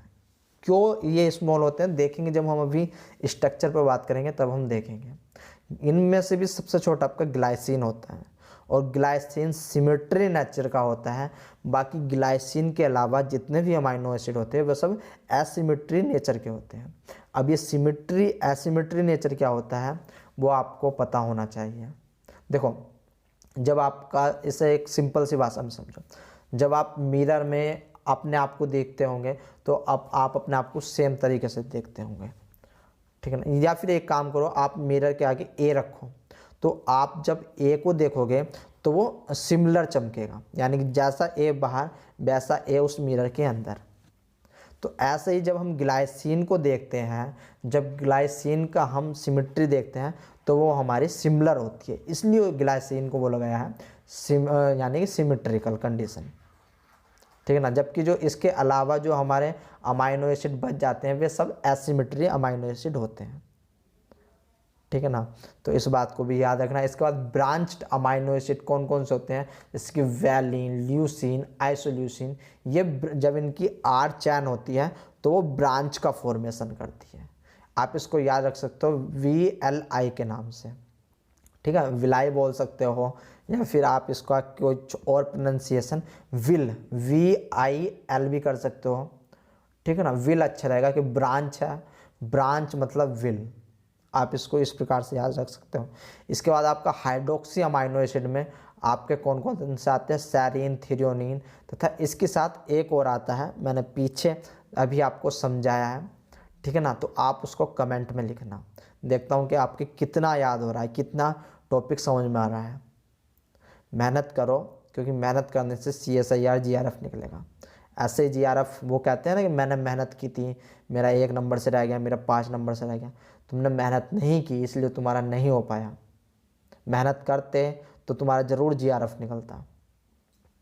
तो मेहनत करो और अपना GRF निकालो। मुझे बताओ कि तीसरा कौन सा बचा है, ठीक है ना। इसके बाद सल्फर अमाइनो एसिड आते हैं। ऐसा अमाइनो एसिड जिसमें सल्फर ग्रुप प्रेजेंट होता है वे होते हैं आपके सिस्टीन तथा मेथियोनिन, ठीक है ना। इसमें सिस्टीन तथा मेथियोनिन में से भी आपके कौन से जो आपके सल्फर बॉन्ड का फॉर्मेशन करते हैं और कौन से आपके सल्फर बॉन्ड का फॉर्मेशन नहीं करते, इस बात को भी आपको पता होना चाहिए। तो हम आगे बात करेंगे, बेफिक्र रहिए आप इस बात से। इसके बाद आप एरोमेटिक अमाइनो एसिड आ जाते हैं। एरोमेटिक अमाइनो एसिड का कोड याद रखना 22, ठीक है ना। W for tryptophan, Y for tyrosine, F for phenyl aniline, ठीक है ना। इसके बाद आपका एसिडिक एंड देयर डेरिवेटिव्स, याद रखना एस्पार्टेट से एस्पराजीन बनता है और ग्लूटामेट से ग्लूटामाइन बनता है। एस्पार्जीन और ग्लूटामाइन आपके अमाइड ग्रुप रखते हैं, ठीक है ना। अमाइड ग्रुप रखते हैं कौन कौन, एस्पराजीन एंड ग्लूटामाइन। इसके बाद बेसिक अमाइनो एसिड, याद रखना बेसिक अमाइनो एसिड का जो आपका जो निमोनिक सब वो है HRK, यानी कि हिस्टडीन, आर्जिनिन, लाइसिन। इसके बाद कुछ इम्यूनो एसिड, इम्यूनो एसिड किसको बोला जाता है, तो याद रखना जब आप देखते हो कि जितने भी आपके अमाइनो एसिड होते हैं उसमें कार्बन जो आपका कार्बन होता है उसकी संख्या 1 होती है, यानी कि जो आपका कायरल ग्रुप रखता है। अब कायरल अकायरल क्या होता है वो भी देखेंगे। अभी केवल आप इतना याद रखना कि इम्यूनो ग्रुप में आपका जो इम्यूनो एसिड होता है वो आपका प्रोलीन होता है, और प्रोलीन को हम सेकेंडरी अमाइनो एसिड स्ट्रक्चर के नाम से भी जानते हैं, ठीक है ना। तो ये आपके लिए ये डायग्राम भी, ये स्लाइड भी इम्पोर्टेंट होने वाली है। अब हम चलते हैं वहीं पर जहाँ पर हमने छोड़ा था, ठीक है ना। तो अब आप इसको देखोगे तो अब आपको बहुत अच्छा लगेगा कि जो हमारी अमाइनो एसिड है वो एलिफैटिक हो सकती है, ठीक है, एरोमेटिक हो सकती है एंड हेट्रोसाइक्लिक हो सकती है। हेट्रोसाइक्लिक में आपका प्रोलीन आता है, प्रोलीन को हम इम्यूनो ग्रुप के नाम से भी इम्यूनो एसिड के नाम से भी जानते हैं, और सेकेंडरी अमाइनो एसिड भी यही बनाता है। जब रामाचंद्रन प्लॉट पढ़ेंगे तो हम देखेंगे प्रोलीन सबसे कम बार रामाचंद्रन प्लॉट में हमारा आता है, ठीक है, सबसे कम, मतलब सबसे कम स्पेस प्रोलीन का ही होता है। इसके बाद इसमें हाइड्रोक्सी प्रोलीन आ सकता है, या ट्रिप्टोफैन भी हेट्रोसाइक्लिक में ही आता है, लेकिन ट्रिप्टोफैन एक एरोमेटिक ग्रुप का है, ठीक है ना। तो इस बात को आप याद रखना। इसके बाद एरोमेटिक में आपका phenyl, aniline, tyrosine and tryptophan, ठीक है, ये आपका एरोमेटिक है। ये यहाँ पर नहीं लिखा जाना चाहिए था, ये यहाँ पर लिखा जाना चाहिए था, ठीक है। तो आप इस बात को याद रखना। इसके बाद एलिफैटिक, एलिफैटिक में मतलब आपका न्यूट्रल आ सकता है। न्यूट्रल मतलब नॉन पोलर मतलब हाइड्रोफोबिक, ठीक है। तो काफ़ी सारे नामों से जाना जाता है, न्यूट्रल, हाइड्रोफोबिक या फिर आपका नॉन पोलर। इसमें glycine, leucine, alanine, valine, serine, threonine, isoleucine. इसका मैंने आपको कोड बताया था, गैबली एमपी। एसिडिक में आपके दो आते हैं, ग्लूटामिक एसिड, एस्पार्टिक एसिड, और ये दोनों ही आपके एस्परजेनिन और आपका ग्लूटामाइन को डेरिवेटिव यानी कि उनका फॉर्मेशन करते हैं, ठीक है। इसके बाद आपके एल्कलाइन आते हैं। एल्कलाइन में आपके लाइसिन, आर्जिनिन तथा हिस्टडीन, यानी कि जो बेसिक होते हैं वे आते हैं। तो उसमें आपके कौन कौन से हैं आप याद रख सकते हो, HRK, ठीक है ना। इसमें इन्होंने पूरा नहीं दे रखा, इसलिए मैं आपको वहाँ पर लेकर के गया था। इसके बाद कुछ अमाइनो एसिड आते हैं जो सल्फर कंटेनिंग होते हैं, जैसा सिस्टीन, मैथ्यूनिन। अब इसकी स्पेलिंग देखो, एक आपका CYSTEIN, एक आपका CYSTINE। तो इन दोनों में क्या अंतर होता है वो हम अभी देखने वाले हैं, ठीक है, मतलब 2-3 स्लाइड के बाद यही आने वाला है हमारा। और CSIR में इन दोनों से लेकर के एक बार क्वेश्चन आ चुका है, ठीक है। तो आप इसको भी याद रख सकते हो। इसके बाद वेरी इंपॉर्टेंट कि जो आपके अमाइनो एसिड होते हैं, 20 टाइप के अमाइनो एसिड होते हैं, तो उनके फंक्शनल ग्रुप जो आपके 8 साइड चैन होती हैं, तो उनके ग्रुप के नाम पूछ लिए जाते हैं। ये ग्रुप के नाम आपकी याद हर हाल में होने चाहिए। आपका ये होमवर्क है, पूरी रात जागो, पूरे दिन जागो, ठीक है ना। इसलिए मैं आज का केवल यही लेक्चर रहने वाला है, क्योंकि आज बहुत कुछ है याद करने के लिए। आज पहले आपको यही याद करना है, इसको रिवीजन करना है, इसका रिकॉल करना है, और ये आपको नहीं भूलना, ठीक है। जैसे एलानिन का आपका मिथाइल ग्रुप आता है, वैलिन का आपका आइसोप्रोपाइल ग्रुप आता है, ल्यूसिन का ब्यूटाइल ग्रुप आता है, ल्यूसिन का आपका आइसोब्यूटाइल ग्रुप आता है। लिख सकते हो आप, देखो सिंपल भी है, एलानिन मिथाइल ग्रुप, ठीक है ना। अभी हम स्ट्रक्चर देखेंगे कौन सा मिथाइल होता है, कौन सा क्या होता है। वैलिन पर आइसोप्रोपाइल ग्रुप, ल्यूसिन पर ब्यूटाइल ग्रुप, आइसोल्यूसिन पर आइसोब्यूटाइल ग्रुप, प्रोलीन पे इम्यूनो ग्रुप, ठीक है, कुछ तो आपकी पढ़ते पढ़ते ही याद हो जाएंगे। एक तो ये इम्यूनो ग्रुप आप जो इम्पोर्टेंट है, अभी आप ये पूछोगे इम्पोर्टेंट कौन सा है, तो यार देखो जितने ज़्यादा याद हो जाए उतना अच्छा है, क्योंकि CSIR का कोई भरोसा नहीं, वो सोच लेगा कि यार हमने आर्जिनिन के बारे में पूछ लिया, ग्वानिडिनो ग्रुप के बारे में पूछ लिया, हिस्टाडीन इमिडाजोल ग्रुप रखता है ये हमने पूछ लिया, तो क्यों ना इस बार सेरीन का पूछ लिया जाए, थ्रियोनिन का पूछ लिया जाए, टायरोसिन का पूछ लिया जाए। ठीक है ना, तो CSIR का कोई भरोसा नहीं है, तो आपकी याद ये जरूर होनी चाहिए। कोई बात नहीं, 1 घंटा लगेगा, 2 घंटा लगेगा, इस लेक्चर को देखने के बाद कम से कम आपको 6 से 7 घंटे चाहिए रिवीजन और रिकॉल के लिए, क्योंकि इस लेक्चर में मैं इतना कुछ प्रोवाइड करा दूंगा। लेकिन एक गारंटी, अगर आपने ये लेक्चर, इस लेक्चर का एक एक पॉइंट याद कर लिया, तो चाहे आपकी प्रोटीन हो, एंजाइम हो, न्यूक्लिक एसिड हो, ठीक है ना, आपके लिए कुछ भी भारी नहीं हो सकता, क्योंकि बेसिक है ये लेक्चर, बहुत ज़्यादा बेसिक है। ठीक है, तो इसलिए आपको याद जरूर करने हैं। देखो, एनालिन का मिथाइल यानी कि CH3, वैलिन का आपका आइसोप्रोपाइल, ल्यूसीन का ब्यूटाइल, आइसोल्यूसिन का आइसोब्यूटाइल, ल्यूसीन आइसोल्यूसिन में याद रखना ब्यूटाइल और आइसोब्यूटाइल। प्रोलीन का इम्यूनो ग्रुप होता है। इसके बाद मेथियोनिन का मिथाइल इथाइल थायोल ईथर। तो मिथाइल को तो आप वैसे ही, अगर मिथाइल का आ गया तो याद रखना वो मिथाइल से स्टार्ट हो रहा है, मिथाइल इथाइल थायोल ईथर। ठीक है ना। सिस्टीन का आ गया तो thiol methyl group, thiol methyl group. Thiol S यानी कि जो सल्फर ग्रुप होता है उसके लिए यूज करते हैं हम थायोल ग्रुप का, देखेंगे अभी। ठीक है ना। तो आप मिथाइल मेथियोनाइन का याद रखना, मिथाइल इथाइल थायो ईथर। ठीक है। इसके बाद सिस्टीन का थायोल मिथाइल ग्रुप। फिनाइलएलानाइन का वेंजीन रिंग होती है आपकी। ट्रिप्टोफैन इंडोल, देखो अभी तक क्या क्या पूछा जा चुका है। ट्रिप्टोफैन का पूछा जा चुका है, सेरीन का भी पूछा जा चुका है, आर्जिनिन का पूछा जा चुका है, हिस्टाडीन का पूछा जा चुका है। ठीक है ना। और देखो सेरीन का सिंपल भी है कि हाइड्रोक्सी मिथाइल ग्रुप, यानी कि सेरीन में आपको पता होगा OH ग्रुप होता है। ठीक है, OH को हाइड्रोक्सी बोल देते हैं और methyl group hydroxy methyl group. इसी प्रकार से सिस्टीन का थायोल मिथाइल ग्रुप। ठीक है ना। तो ज़्यादा भारी नहीं है, इन्हें समझो। इसके बाद थ्रियोनिन का इथेनॉल ग्रुप, टायरोसिन का फिनॉल ग्रुप। ठीक है ना।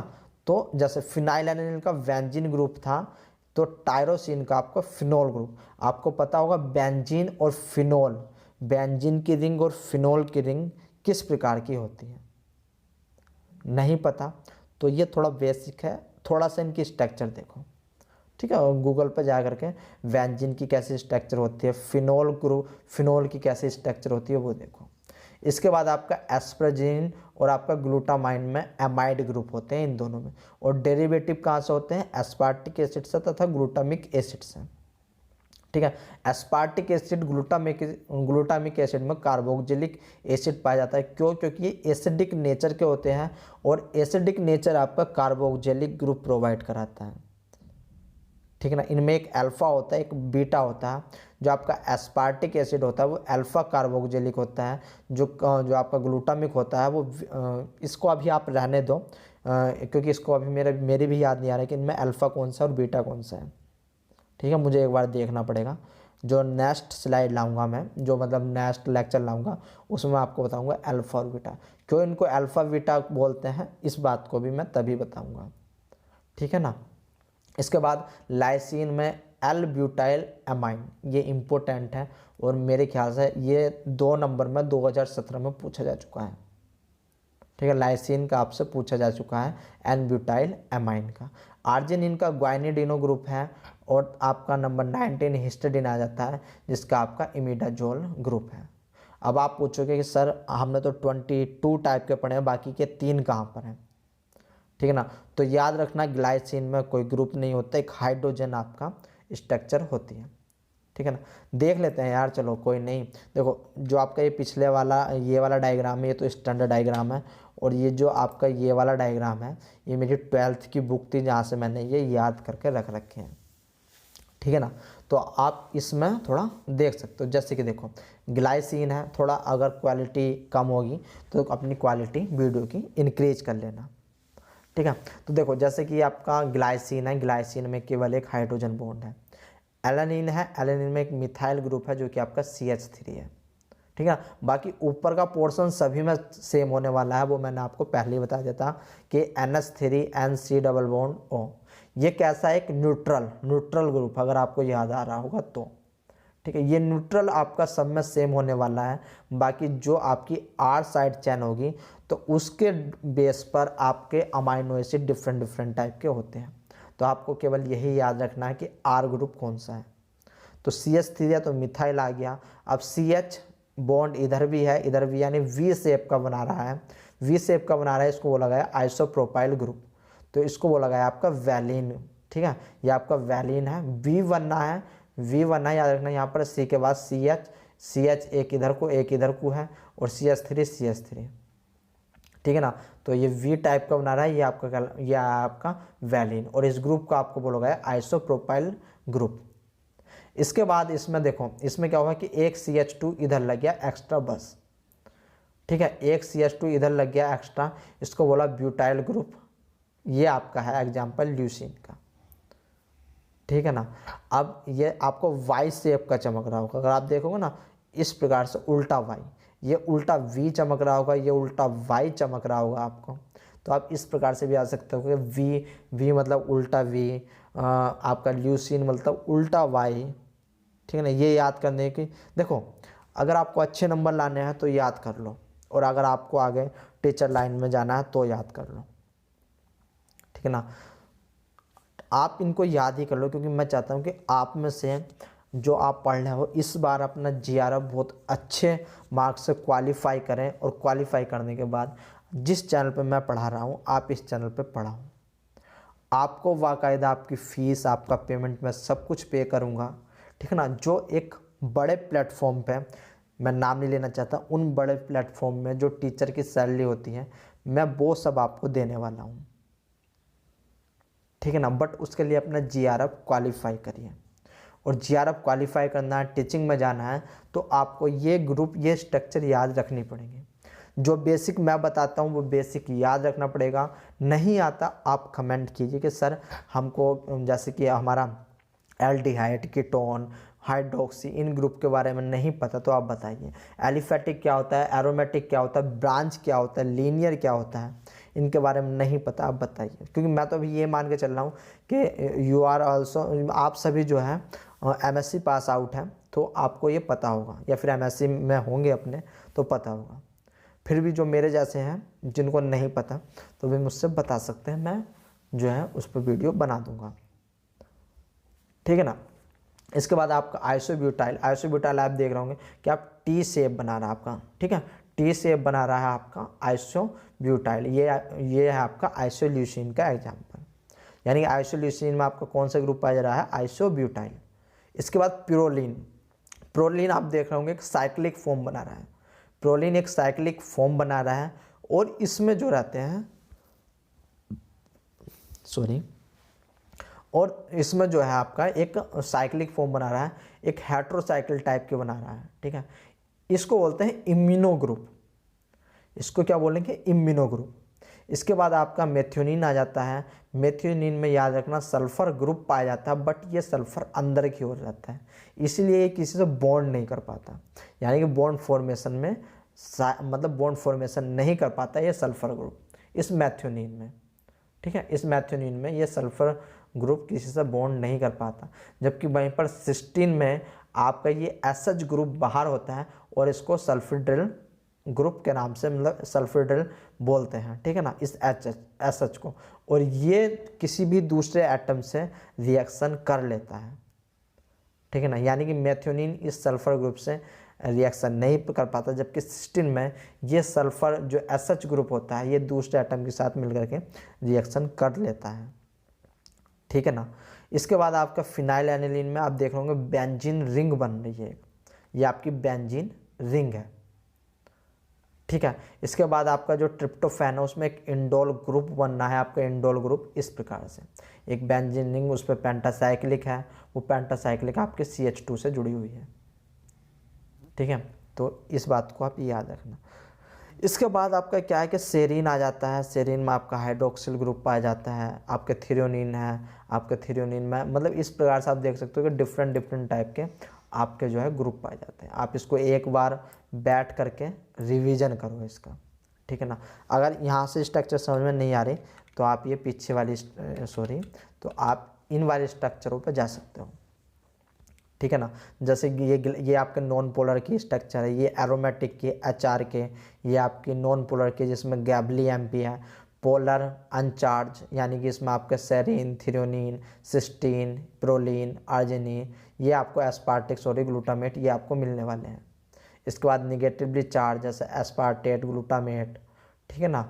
तो इस प्रकार से आप इनको याद कर लेना। इनका देखो अमाइनो एसिड का क्लासिफिकेशन और फंक्शन जरूर याद कर लेना। सिंगल लेटर कोड भी आपको याद करना है, ठीक है।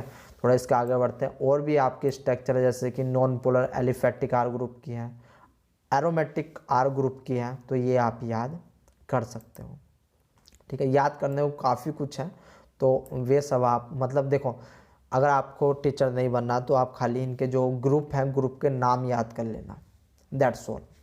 इतना आपके लिए बहुत है। अगर आपको कुछ मतलब और अच्छा करना है, टीचर लाइन में जाना है या फिर एज ए साइंटिस्ट बनना है, तब आपको ये ग्रुप आप याद कर सकते हो, ठीक है। इनकी स्ट्रक्चर आप याद कर सकते हो, ठीक है भाई।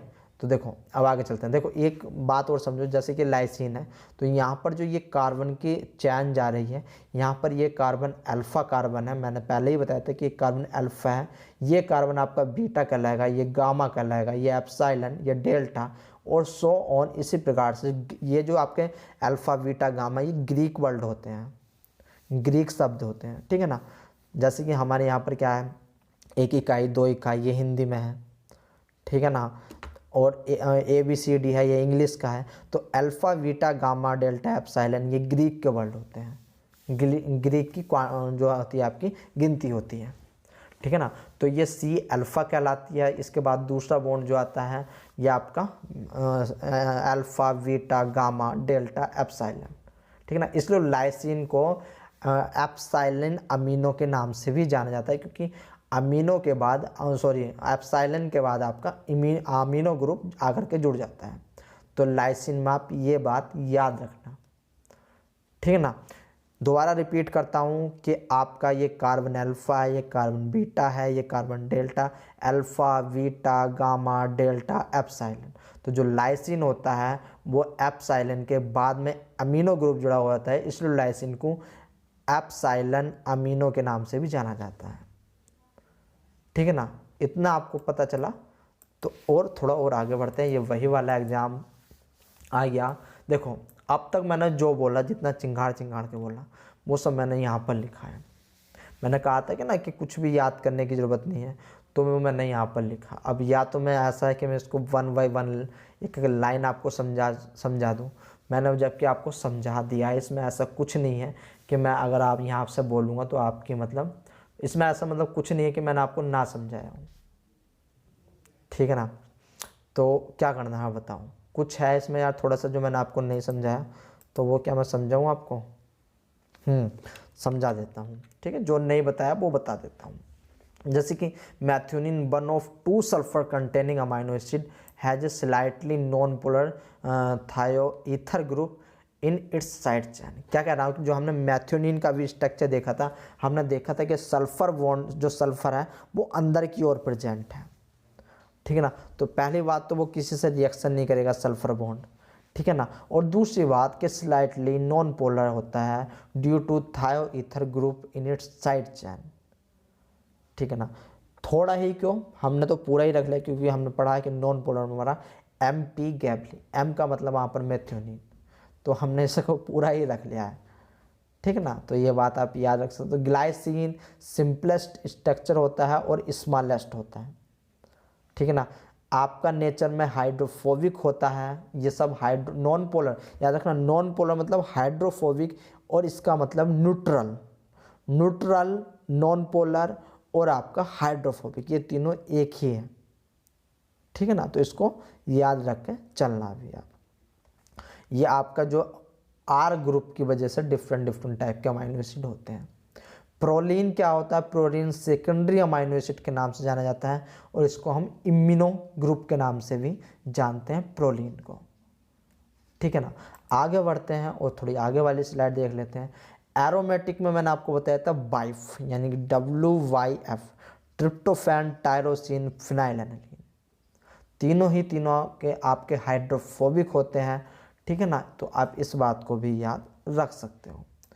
आगे चलते हैं और ट्रिप्टोफैन यानी जो आपका वाइफ होता है, जो आपका एरोमेटिक होते हैं, उनमें एक और क्वालिटी होती है कि वे यूवी लाइट का एब्जॉर्प्शन करते हैं। इम्पोर्टेंट है, CSIR एग्ज़ाम में भी पूछा जा चुका है और गेट में भी पूछा जा चुका है कि आपके कौन से अमाइनो एसिड यूवी का एब्जॉर्प्शन करते हैं। तो जो आपके 3 अमाइनो एसिड होते हैं जो कि कौन कौन से हैं, वाइफ, WYF, ट्रिप्टोफैन, टायरोसिन, फिनाइलएनालिन, ये आपके क्या काम करते हैं, ये यूवी का एब्जॉर्प्शन करते हैं। जो WY होता है यानी ट्रिप्टोफैन, टायरोसिन, वो 280 नैनोमीटर पर यूवी को मतलब जो मैक्सिमम एब्जॉर्प्शन है वो 280 नैनोमीटर पर करता है। जबकि टायरोसिन अगर एक्चुअल देखेंगे तो हमारा कुछ 274 यानी कि 274 के आसपास आएगा, और जो हमारा ट्रिप्टोफैन है वो हमारा 280 के आसपास आएगा। ट्रिप्टोफैन थोड़ा यहाँ पर आएगा, ठीक है, 74-75 पे। मैक्सिमम अगर हम मैक्सिमम मान के चलें तो 280, जबकि फिनाइलएनालिन जो इसकी हाई पीक आ रही है वो आपकी 254 के आसपास आ रही है। देखो यहाँ पर इसकी कुछ इस जगह पे 254 के आसपास आ रही है। तो मैक्सिमम यूवी लाइट का एब्जॉर्प्शन 254 नैनोमीटर पे करता है।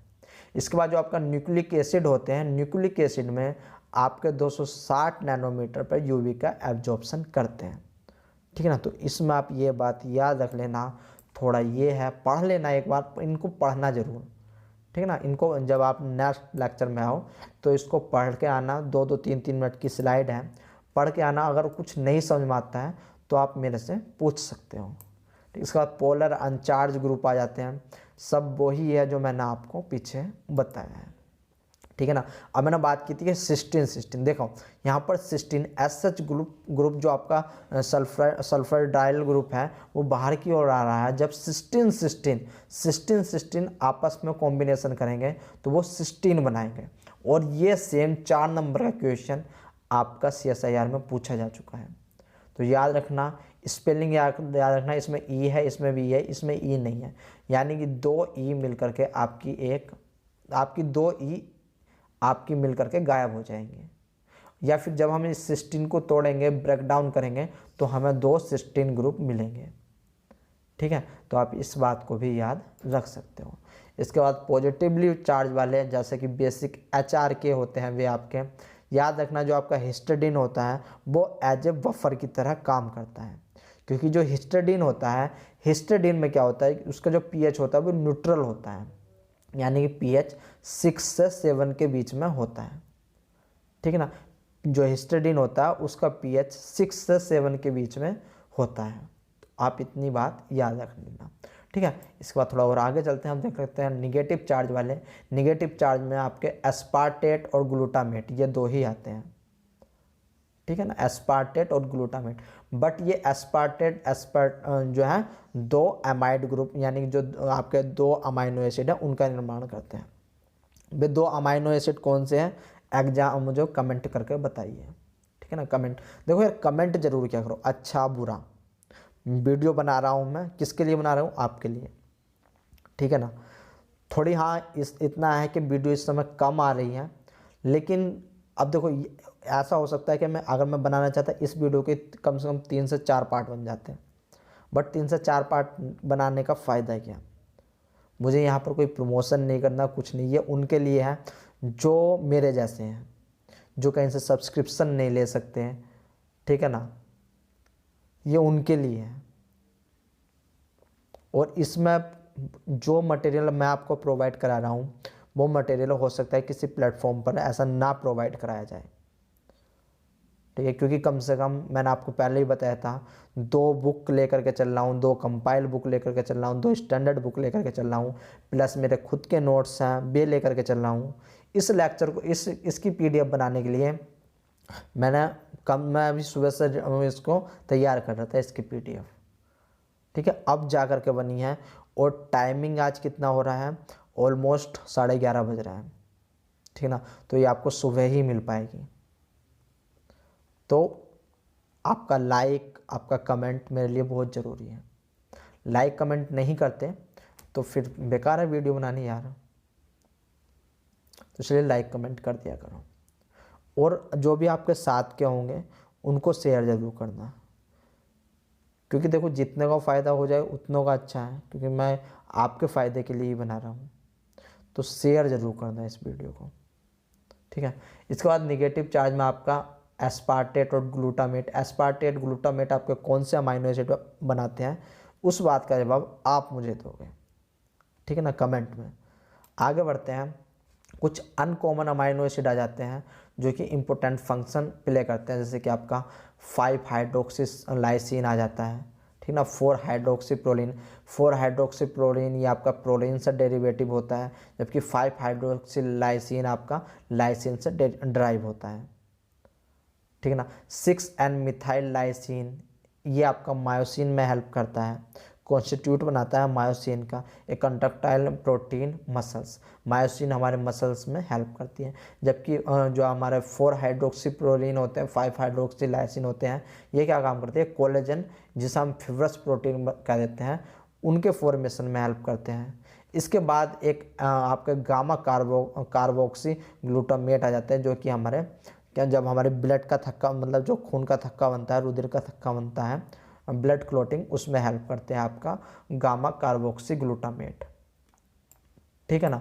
इसके बाद डेस्मोसिन आ जाते हैं। तो ये आपके जो होते हैं अनकॉमन अमाइनो एसिड होते हैं, जो डायरेक्ट प्रोटीन का फॉर्मेशन नहीं कर पाते, बट फिर भी ये क्या होता है कि ये जो है आपका ये प्रोटीन की, मतलब प्रोटीन जो भी प्रोटीन बन रही है उसमें हेल्प करते हैं, ठीक है ना। और याद रखना, जो हमारे जो प्रोटीन बनाते हैं वे किससे बनाते हैं, वे राइबोस, देखो आगे देखते हैं थोड़ा सा।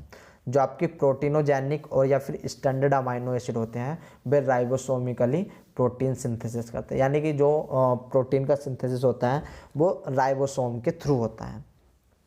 जबकि जो हमने ये अनकॉमन देखे या फिर नॉन स्टैंडर्ड देखे, ये कैसा बनते हैं, ये पोस्ट ट्रांसलेशन से बनते हैं, पोस्ट ट्रांसलेशन मॉडिफिकेशन से बनते हैं, ठीक है ना। पीछे जो भी हमने 4 हाइड्रोक्सीप्रोलिन पढ़ा या फिर हमने आपका 5 हाइड्रोक्सीप्रोलिन पढ़ा, ठीक है ना। तो ये सब कैसे बने आपके, ये आपके पोस्ट ट्रांसलेशन मॉडिफिकेशन से ही बने, ठीक है। ये कुछ और एग्जाम्पल है, इन एग्जाम्पल के एटलीस्ट नाम याद रख लेना, ठीक है। 4 हाइड्रोक्सीप्रोलिन, 5 हाइड्रोक्सीलाइसिन, गामा कार्बोक्सी, ठीक है ना। तो इनके नाम आप याद जरूर रख लेना। कुछ और हैं ये भी आपके इम्पोर्टेंट है, ठीक है, तो इनको भी आप याद रख लेना। इसके बाद लास्ट चलते हैं। अब देखो, अब तक हमने पढ़े 20 टाइप के अमाइनो एसिड। अब देखते हैं कि 21 टाइप का अमाइनो एसिड कौन सा है, 22 टाइप का अमाइनो एसिड कौन सा है। तो याद रखना, 21 टाइप का जो हमारा अमाइनो एसिड है उसको बोलते हैं सेलेनोसिस्टीन। और कहाँ से ड्राइव होता है, ये सिस्टीन से ड्राइव होता है। सिस्टीन जो हमारा अमाइनो एसिड है वहीं से ये हमारा सेलेनोसिस्टीन ड्राइव होता है। जबकि जो आपका 22 टाइप का अमाइनो एसिड है उसको बोलते हैं पायरोलाइसिन। ये कहाँ से ड्राइव होता है, ये आपका लाइसिन से ड्राइव होता है, ठीक है ना। इसके लिए मैंने कुछ लिखा है, इम्पोर्टेंट है इसकी वन लाइन, तो इसको नहीं छोड़ते, इसको पढ़ लेते हैं। सेलेनोसिस्टीन, सैक इसका 3 लेटर कोड, यू इसका 1 लेटर कोड, याद रखना, is the 21st standard amino acid, ठीक है ना। इसके बाद it has a structure similar to that cysteine, यानी कि सिस्टीन के समान इसकी स्ट्रक्चर होती है, क्योंकि ये ड्राइव भी वहीं से होता है। But it contains selenium rather than sulphur.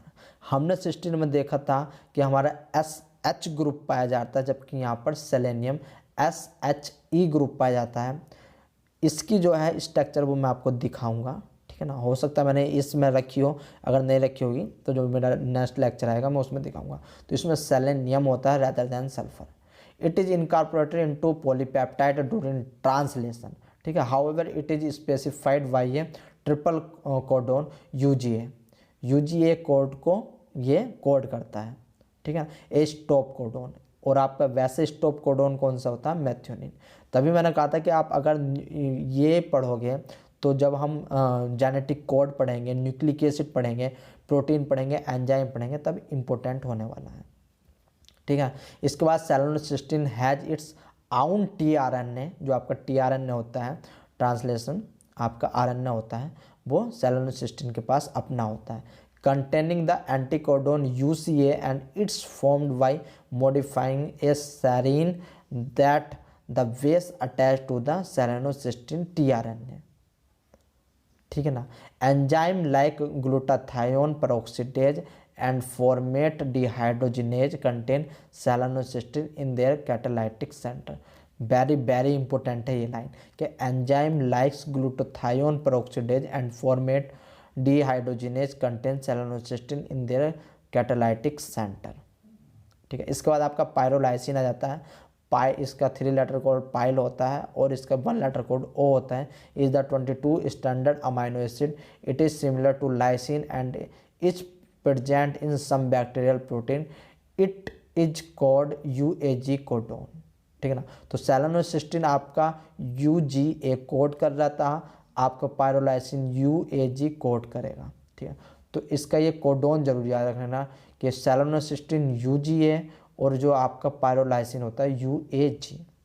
हो सकता है कि इस बार 4 नंबर पे इनका कोड दे करके पूछ लिया जाए कि सही जोड़े मिलाइए। ठीक है ना। तो ये बात आप याद रखना, इनका कोड देखो सिंपल है, selenocysteine stop codon, stop codon हमारा कौन सा होता है, यूजीए। ठीक है ना। और पायरोलाइसिन यूएजी, ये भी स्टॉप कोडोन ही होता है, बट यहाँ पर यूजीए है और यहाँ पर यूएजी है। ठीक है। तो आप ये बात याद रख सकते हो। इसके बाद गाइज ये आपका इम्पोर्टेंट पॉइंट दे रखे हैं अमाइनो एसिड के बारे में। ठीक है। लेक्चर लंबा है, मुझे पता है लेक्चर लंबा हो चुका है, बट ये पॉइंट 1 बाय 1 पॉइंट बहुत इम्पोर्टेंट है और एग्जाम में आपके आए हुए हैं। ठीक है ना। तो इनको ज़रूर याद करना है, इनको एटलीस्ट 2 से 3 बार पढ़ना। अगर कोई सी लाइन इसमें समझ में नहीं आ रही तो वो आप पूछना मेरे से, मैं तब बताऊंगा। ठीक है। तो ये मैं आपको होमवर्क दे रहा हूँ। ठीक है। तो आप इसको ज़रूर याद करके आना। इसके बाद दूसरी आती है एक आपकी कि आपकी देखो यहाँ पर सिंगल लेटर कोड दिया गया है या पीआई वैल्यू दी गई है। अब इसमें से आप देख करके बताना कि किसकी हाईएस्ट पीआई वैल्यू होती है, यानी कि आइसोइलेक्ट्रिकल पॉइंट किसका हाईएस्ट होता है और किसका लो होता है, ये आपको काम है। सेलेनोसिस्टीन और पायरोलाइसिन यहाँ पर भी दिए हुए हैं, दोनों आपके नॉन इसेंशियल में आते हैं, यानी कि अब जब नॉन इसेंशियल में आते हैं यानी कि हमारे शरीर में खुद बन जाते हैं। ठीक है। तो ये भी आपके लिए एज ए होमवर्क है, तो इसको भी आपको याद करके आना है। इसके बाद एक और स्लाइड है आपके लिए, इसके जो देखो इसके ये सल्फर कंटेनिंग कौन है, मैथियोनिन। इम्यूनो कौन सा है, प्रोलिन। ग्लाइसिन क्या करता है, smallest amino acid. Optically inactive, क्या होता है ऑप्टिकली इनएक्टिव। अभी इसके बाद हम इस जो अगला लेक्चर आने वाला है उसमें हम प्रॉपर्टीज़ देखेंगे अमाइनो एसिड की। अभी तक तो हमने बेसिक देखा, जी हाँ ये अभी तक बेसिक था। ठीक है ना। इसके बाद हाईएस्ट पीआई वैल्यू किसकी होती है, आर्जिनिन की। लोएस्ट पीआई वैल्यू किसकी होती है वो आपको बताना। वैसे तो मैंने आपसे ही पूछा था, लेकिन यहाँ पर आर्जिनिन की आपकी हाईएस्ट पीआई वैल्यू होती है। ठीक है ना। हिस्टाडीन एज ए बफर की तरह काम करता है, क्योंकि इसका जो पीएच होता है वो 6 से 7 के बीच में होता है एज ए न्यूट्रल। ठीक है ना। तो ये सब बात आपको याद करके आनी है।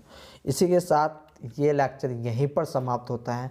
जितना आपको मैंने होमवर्क दिया है, आप में से काफ़ी सारों के कमेंट आ रहे थे कि सर मतलब कि एक दिन में 2-2 3-3 वीडियो बनाएं, बट पहले इसको याद करो। ठीक है। इसलिए आज का ये एक ही लेक्चर है। आपको जब कल आओगे आप तो आपको काफ़ी कुछ और नया सीखने को मिलेगा। तो मगर आने से पहले इसका रिवीजन रिकॉल जरूर करना है। इसमें आपको 5 घंटे लग सकते हैं, 6 घंटे लग सकते हैं। जो नए हैं उन्हें वीडियो 2 बार 3 बार देखने की ज़रूरत है। कॉन्सेप्ट ऐसा कोई वैसे समझने वाला था नहीं, सब आपका याद करने वाला है, बट फिर भी आप इसको 2 से 3 बार इस वीडियो को ज़रूर देखना। ठीक है ना। तो इसी के साथ गाइज चैनल को लाइक ज़रूर करें और चैनल को शेयर ज़रूर करें। तो मिलते हैं अपने नेक्स्ट लेक्चर में, तब तक के लिए tata and bye bye guys.